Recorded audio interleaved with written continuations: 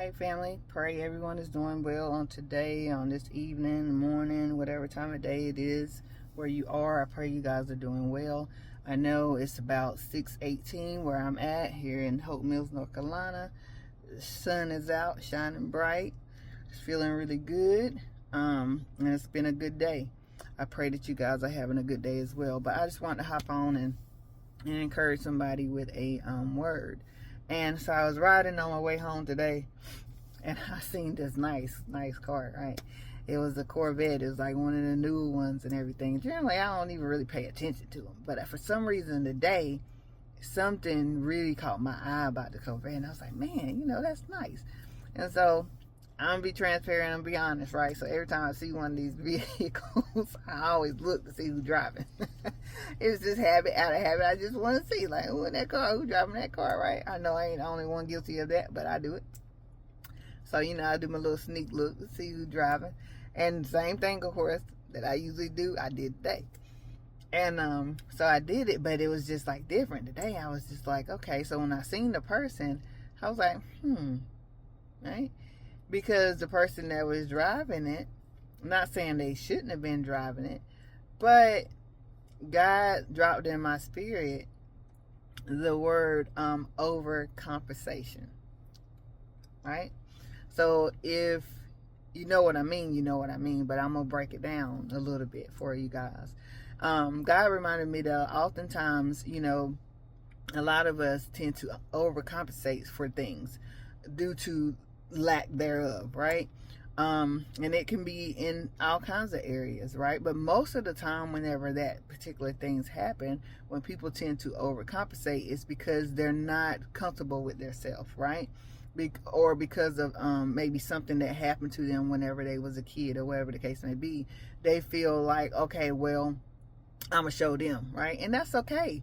It's okay to be like, okay, to use, those times, those bad times, as fuel for you to be able to better yourself. I'm not saying by any means that that's not okay, but it is a problem whenever we overcompensate in a way that we think that our things, our material things, are going to make us look that much better in other people's eyes. Now, granted, in some people's eyes, it will make you, that person that's overcompensating look better. But most of the time, the people whose eyes that it makes that particular person look better in are those people who really, they don't got your best interest in heart. Those people that are overcompensating, those people who, see those people for what they got, they don't have that person with that particular nice car, or that particular house, nice house, or that particular good job. That person doesn't have their best interest in heart. You know who heart interest they got in? Their own. Most of the time they look at that person, they see what they got, and now they thinking, well, let me see what I can get from them, right? They're trying to see how they can get in where they fit in, as we used to say back in my day, right? They're not really there to be their friend. They're not really there to, to glean from them and learn from them. Most of the time they're there to take from them, unfortunately. But God was just saying, a lot of times we have to stop. We got to stop, sit back and think about those things and not overcompensate for things, due to lack thereof. I don't care what it is. We have to get to a point that if it's, you overcompensating because you feel like you don't like the way you look, or you feel like you ain't tall enough, or you feel like, you don't have enough, you didn't have enough whenever you was growing up and everything. So now you want to overcompensate, and you trying to make yourself look far better than, I really don't want to say than what you are, but you're just trying to make yourself look a certain way. You're trying to portray a particular thing that's not even you. So the thing, what ends up happening is whenever all those things are taken away, whatever it may be, whether you're going out here and getting, different things done, or whatever the case may be, but whenever all those things are taken away, when that car is taken away, that house is taken away, or whatever it is taken away, then you're right back to square one. And the reason why you're right back to square one is because you didn't take the time to love yourself, right? So even though you was going through those particular things due to those particular people saying what they were saying and treating you the way they was treating you, which caused you to want to push yourself to, to do something better for your life or whatever, and show them, like I said earlier, while that's okay, if you're not doing it for the right reasons, then what's the point? Because if you haven't got to the point where you like, those people don't matter, I don't care what they say, I don't care what they think, I'm gonna do what I need to do for me. Either they like me for who I am or they don't.